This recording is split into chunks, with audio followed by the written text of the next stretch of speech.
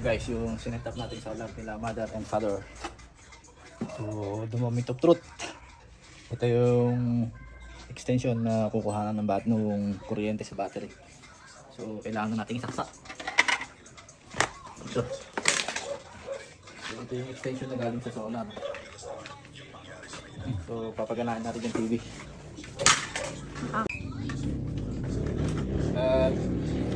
Signal.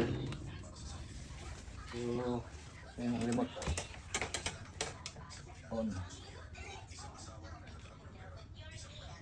Okay. Hintayin lang natin yung signal. Yun! Pwede daw na tataktam. Pag, sunasasak yan. Tangi. Ay, Tama lang. Yun. So, yan. Napagalan yung TV. Ay, electric pan naman. So, yung electric fan. Ano ba dito electric fan? Sak natin.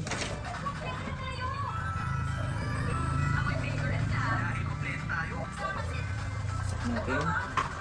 Yung electric fan. Yun, automatic pala. Gumagana.